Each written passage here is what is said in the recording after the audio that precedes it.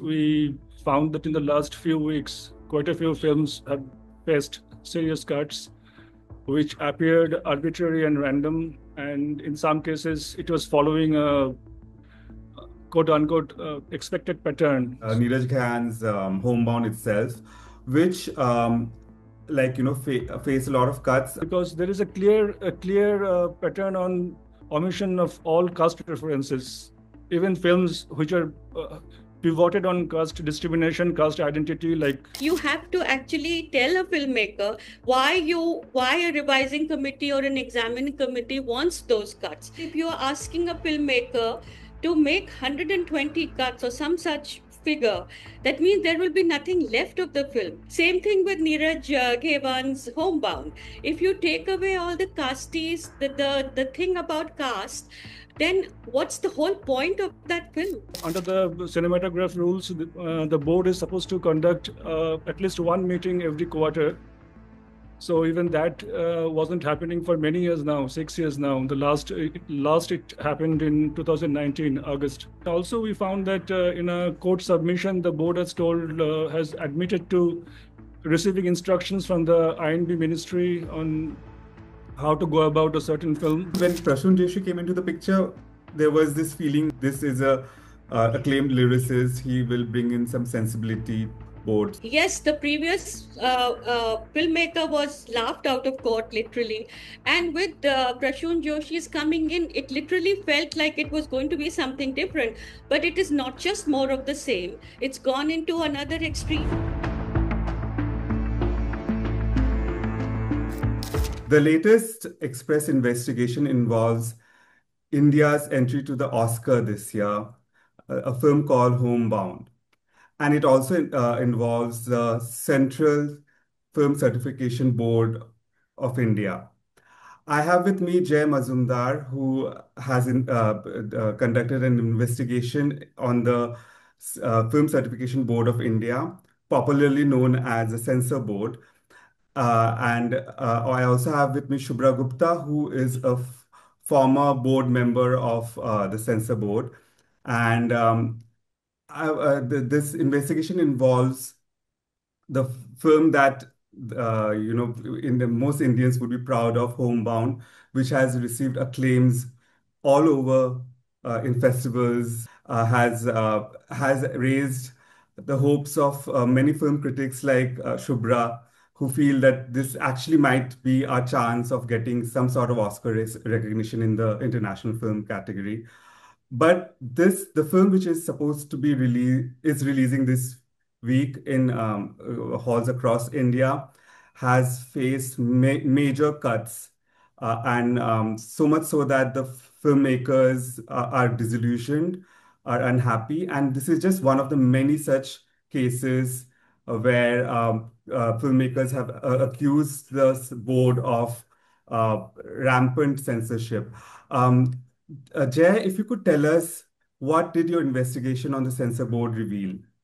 So this investigation actually did not start with Homebound. We have been hearing stories, anecdotal stories mostly, about the functioning of the board for quite some time. And then some leads came our way, so we thought it's worthwhile to pursue and dig deeper. And in that process, we found that in the last few weeks, quite a few films have faced serious cuts, which appeared arbitrary and random. And in some cases, it was following a quote-unquote expected pattern. So that's one part of the investigation where we talk about individual films and how they have been treated by the board.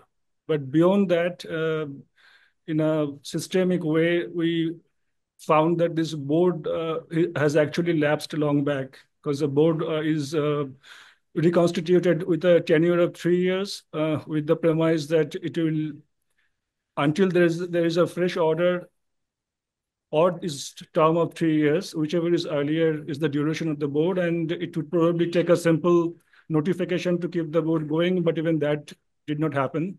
So since 2020, the last board has lapsed.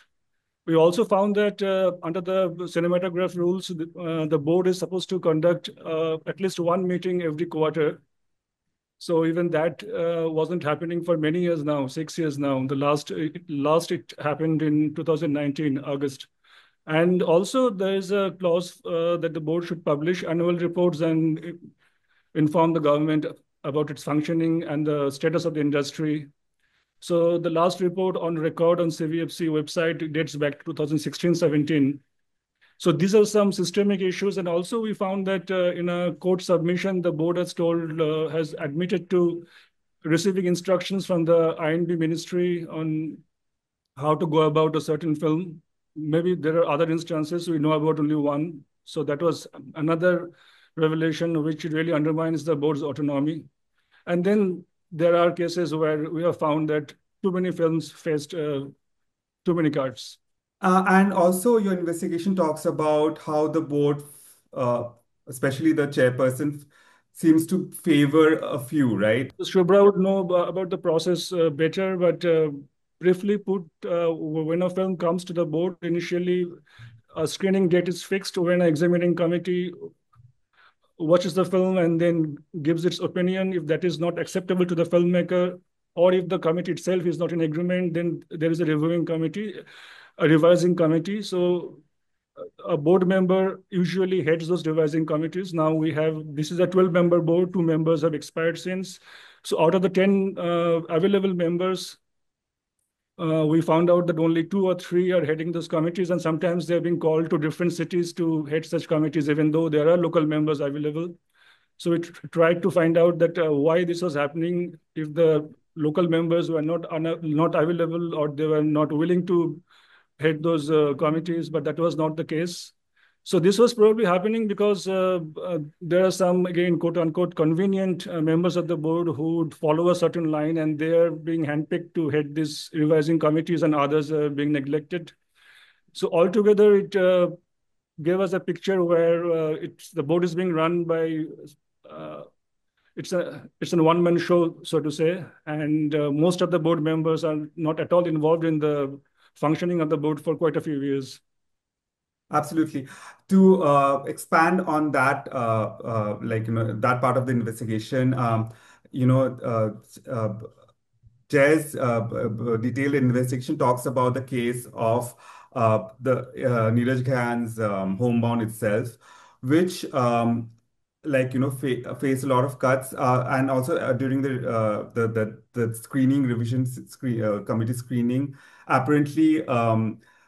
Though they were board members in Mumbai, someone from a filmmaker from Bangalore, T.S.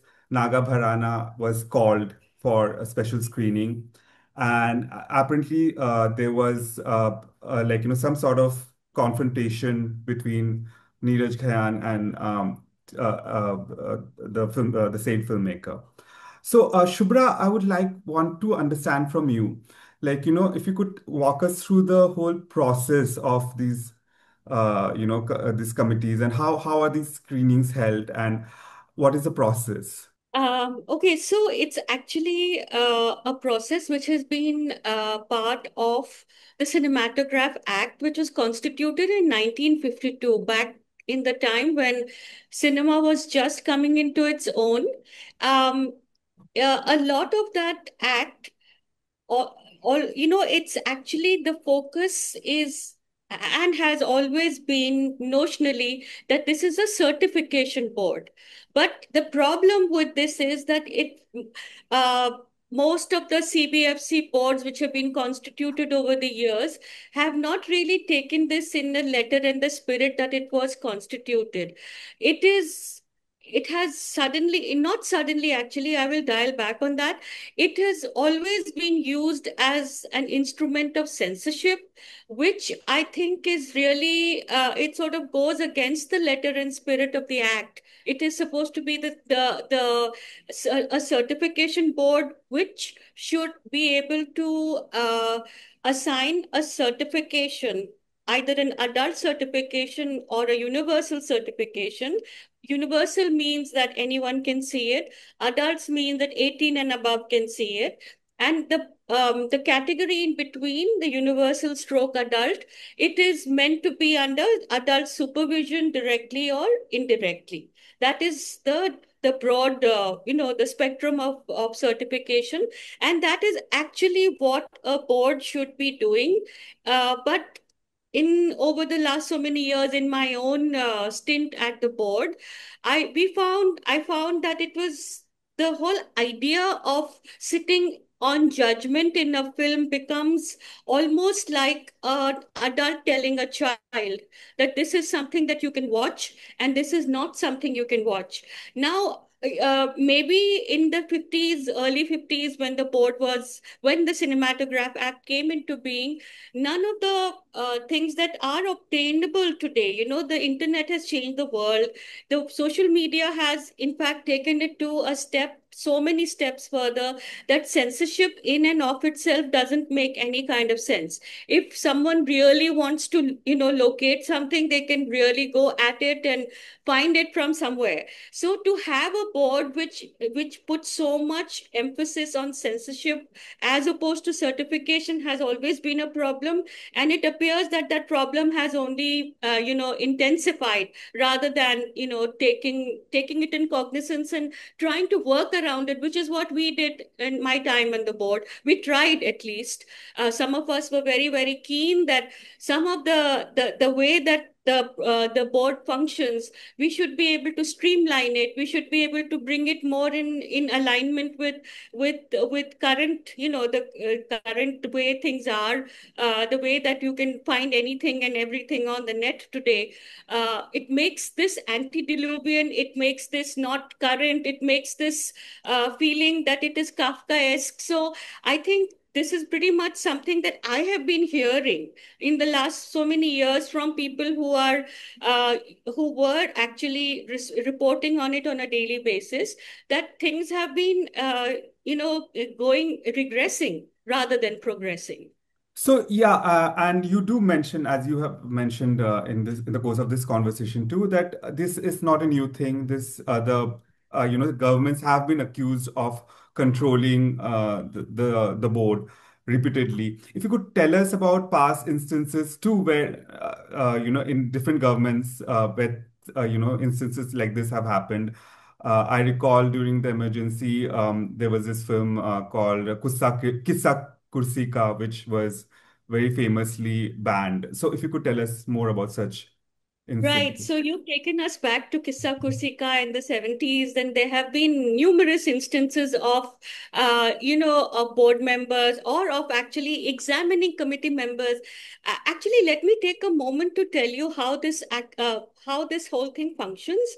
So it's a three-tier process whereby certification actually comes into place. There are 9 regional offices in the country, depending upon which language. So you have one in Bombay, Mumbai, which is Gujarati, Marathi, Hindi films, and then there is obviously one in Bangalore, one in Chennai, one in Kochi, and there is one in Calcutta, there is Kolkata, there is one in Guwahati. So it depends upon which language cluster the filmmaker belongs to, and that's where the film typically goes for certification once it is complete. Because without that very crucial certificate, you cannot exhibit films in any theater. Theatrical releases depend upon getting that censor certificate, right? So what happens is that if your film, say it's a Hindi film, it goes to the Mumbai regional office.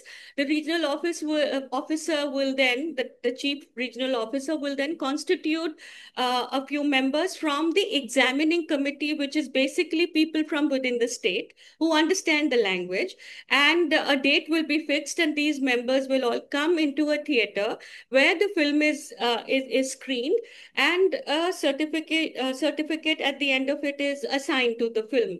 Now, if a filmmaker is not happy with the certificate, typically most filmmakers obviously want to get a universal certificate, because that means that the film can then go on to to satellite channels, which is another revenue stream, or onto Doordarshan, or onto any other streaming platform. And that is absolutely necessary. Now streaming has been brought into under the ambit of this censorship kind of a thing. So unless you have that certificate, it becomes very difficult for a filmmaker to go out there and show the film in theaters, which is actually what it is expected to do. So when a filmmaker is unhappy with this, with the kind of ruling, then they can actually the examining committee has another level called the revising committee, which is what Jay was talking about, which is on that, a board member has to be mandatorily present, which is where people like us who happen to be on the board during that time are then called. And as to people from other states and other cities being called, sometimes in my own time I saw that happen. In fact, I stepped into a Mumbai screening because nobody was available. The 4 or 5 members in Bombay were not either present in town or they were not available. So we do, I mean, board members do step in, but the revising committee had another level, which was called the FCAT, which is the Film Appellate Tribunal, the which that body has been in 2021 been abolished. Abolished, yes. Which means, yes, which is actually, it was a real blow to the filmmakers, because now what happens is, even if the revising committee also doesn't sort of stump up and come up to their expectations, a filmmaker has to go straight to High Court, which is something that most filmmakers are understandably wary of, because in courts it becomes it's long drawn, it's expensive, and as it is, filmmaking is an expensive business. So that one very crucial layer was taken away in 2021 during this regime. So I feel that now where the certification board is right now, it's becoming even more opaque, its doings, because nothing is available on the website. As Jay was saying, whatever meetings and the outcome of it used to be available, it used to be supposed to be in public domain. I remember some of us talking about how the number of cuts should be available on the website, so that anyone in the public domain can actually take a look at those cuts and see what happened at which point of time in the film, and you have to also give a reason. Now I think there's been a major dialing back on all of those the things that we had tried to do in terms of transparency, in terms of being able to make the public understand what this whole process is. Yes, in fact, Jed does talk about the arbitrary nature of this opacity. And Jed, I would want you to talk about, the filmmakers you spoke to. It's not just Neeraj Khan's film, which was subjected to such cuts. You also spoke to the makers of Punjab 90, the Honey Tehran film, right? And if you could tell us, like, as you said, mentioned, there is a sense of quiet, like storm in the industry. If you could tell us more about that. It's a little ironic that the only film you mentioned is Kissa Kutsi Ka, which was during emergency, and we are right now in so-called peacetime. So the excesses were probably expected then, but if we are facing the same situation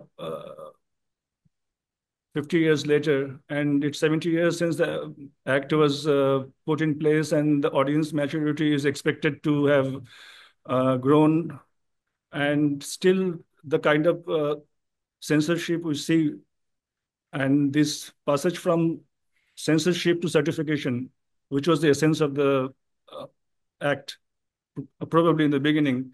And after Sham Benegal Committee was formed in 2016, that was the roadmap given to the government, that they should move from censorship to certification and leave it to the audience wisdom and judgment. But that didn't happen, and the result is this film you mentioned. I spoke to Trihan, and for 3 years now, that film is hanging fire, and they did not agree to the cuts by the examining committee, then by the revising committee. I think multiple revising committees were set up. Then they went to the court, and then I'm told that they had a favorable hearing, and then they were forced to withdraw the case. And even now, the film's future is uncertain because the director has refused to comply with so many cuts ordered. So in such a situation, the issue is that for a producer, I mean, who is a big-time commercial producer who has probably at any given point of time 5, 10, 15 films going. So it becomes probably difficult for him to fight beyond a point for an individual film because there is a lot at stake. So when I was doing the reporting also, it was very difficult to get people to talk. Some refused to talk at all. Some refused to talk on record. And this disquiet is very much there. But given the way things are, not many are forthcoming.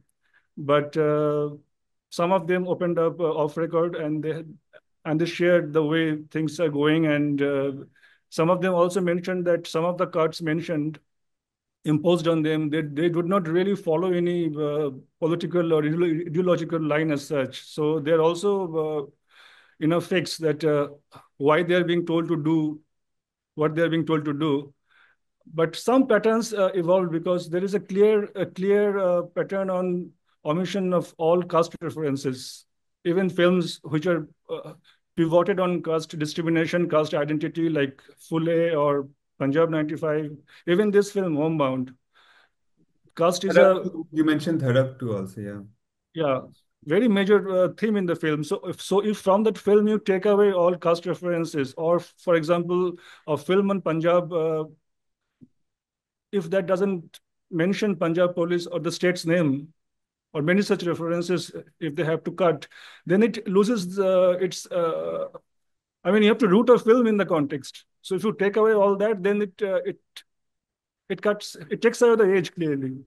Yeah, what Jay, you were saying about you take away the essence of a film, which is exactly what happens when all these arbitrary, random cuts, which are forced upon a filmmaker. And as you said, I've also spoken to Hani Trehan a couple of times when I saw the film in Cannes when he screened it on the sidelines, and the film literally there is nothing that I could see which is a problem for it was a Congress. It was not even this government. It was under a different government that happened. Those excesses happened, but for some reason that the filmmaker has not even been told.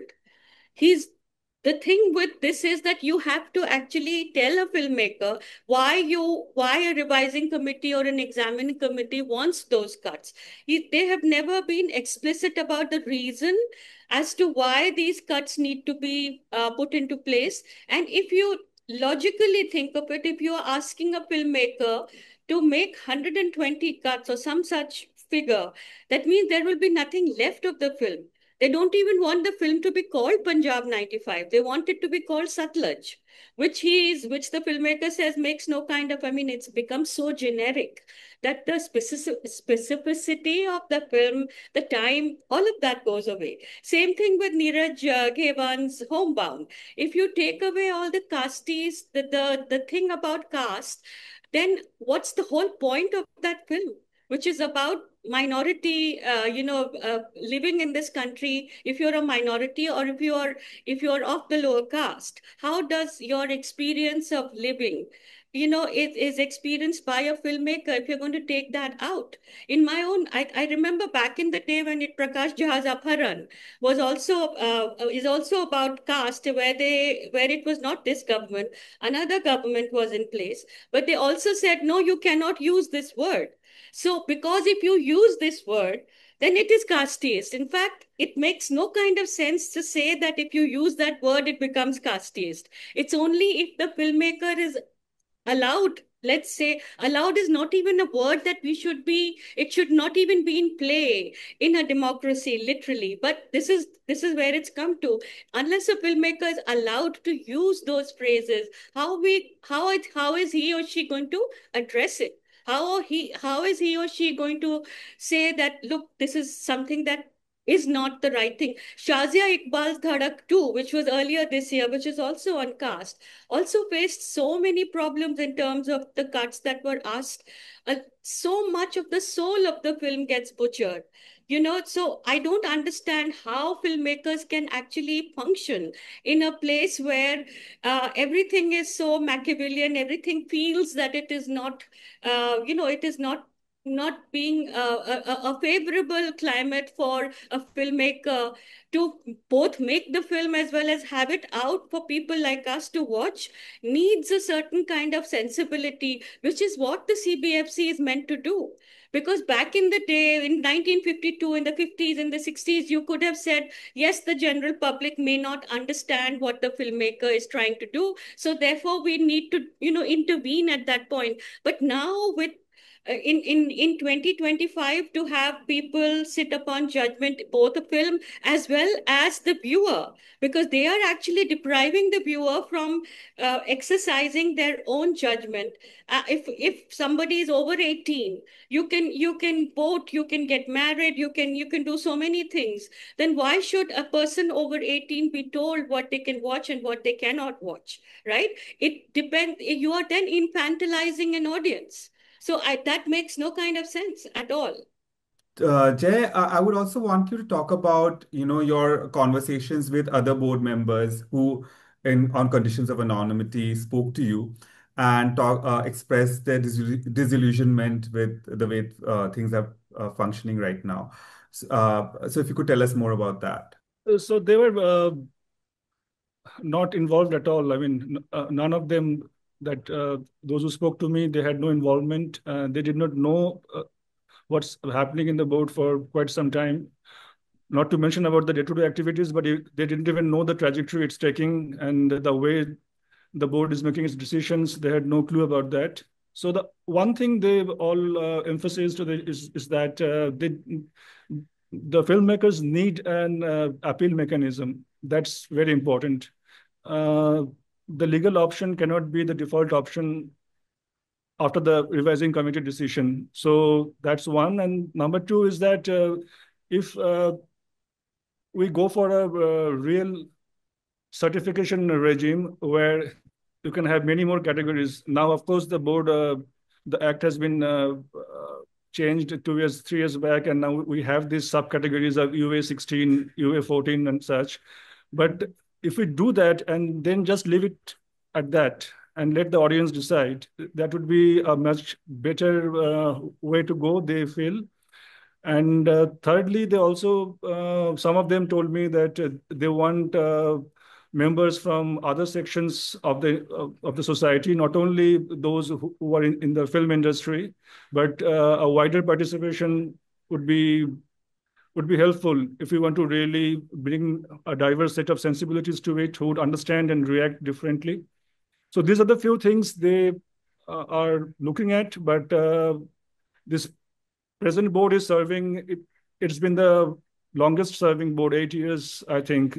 Previously, the longest serving chairpersons were, I think, Sharmila Tagore and Shakti Samant. They were there for 7 years. Now, Prasanna Joshi is there for 8 years. So, and the board is not functioning for at least 6 years. So these are the two key points they had, that they want a new board, and they want the rules and the direction of the board's decision making to be more practical and audience friendly. Now, Shubhra, coming to Yeah. Prasun Joshi, when he came after the reign of Pehlaj Nehlani, which I remember, Pehlaj Nehlani was, internet's favorite, punching bag. They used to, I remember gifs being made of him and his arbitrary decisions and stuff. But when Prasun Joshi came into the picture, there was this feeling that, this is a acclaimed lyricist. He will bring in some sensibility, certain kind of sensibility to the board. So, what went wrong, do you feel? I can only speculate, and because there is nothing on record about any kind of conversations with the chairperson, but there could have been two reasons for this. One is that a chairperson's own way of looking at the world sometimes does come into play when you're looking at what should be allowed and what should not be allowed. Or the other thing could be, which is something that the board has always been saying, has been denying, that there is any kind of interference from the government. And it is instituted under the Information and Broadcasting Ministry, but it is autonomous body. That is what it is on paper.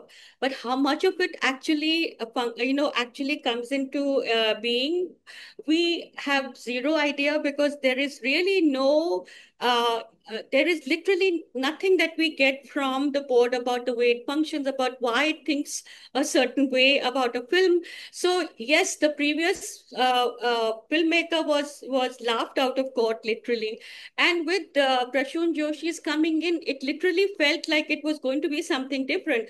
But it is not just more of the same. It's gone into another extreme where uh, from what Jay says, that the board itself is practically, it's It's sort of defunct. comatose. It's not functioning at all in the way it should be, because it's not just the meetings. You have to have that quarterly meetings are legally bound. You have to, a board has to have those meetings in place at least three times a year. If those meetings haven't happened, then how is the board even in play? That's a question that anyone can ask. When there were films like, say, for example, Gulzar's Andhi, that was also back in the day when everyone got really twisted out of shape about saying that, oh, it is meant to be an Indira Gandhi-like figure. But the film really, it got past all of that stuff because the filmmaker was given a chance to actually put up their case and speak about why they had a certain kind of vision in mind. Like Shekhar Kapoor's Bandit Queen was also a lot of it was supposed to be not for public, because it would, that film Poolan Devi is from the lower caste, and there was a great deal of furor around it. He went to Supreme Court. The producer backed him and said that he will not cut a single frame. So apparently, this is just a little before my time in terms of, I saw the film, of course, where minimal cuts. There were just a few, I think, voice cuts that were made. This is the way to actually have an interaction between the filmmaker and the people who are giving the certification, or let's say not even giving it, but providing the certification, sort of, so that everybody can work in tandem. That is why this whole process has been sort of made to be such an integral part of the filmmaking thing. But if you're going to be like, if, for example, let me also bring up Anurag Kashyap's Black Friday. That film was under the scanner for almost so many years. He showed those films. He showed that film to us in screenings, because at that time you could do those things, and literally there was nothing in the film that was a problem. But he won that case. He won that he that film came into being, and it is really one of the best film that he's done. In fact, talking of Kashyap, he is the only one, I think, who has actually been vocal about the fact that here censorship and filmmaking really don't go hand in hand. And if you want to put this thing as a hammer, or as a sort of a thing on top of a filmmaker's head, how is any kind of creativity going to flower? This is a question that we really need to be asking very seriously, in especially in today's age. How, if somebody is saying no, how is it going to be something that a filmmaker will be able to show their vision to people like us, who are sitting there wanting to see something fresh, something creative, something that is pushing the envelope, something that is making us think? How? On that somber note, we have to put an end to this conversation because both of you are busy journalists and have other things to attend to, and we are running out of time. Thank you, Jay, for this amazing investigation. Please do read the full investigation in our website, the indianexpress.com. Thank you, Shubhra, for walking us through the whole process. Thank you.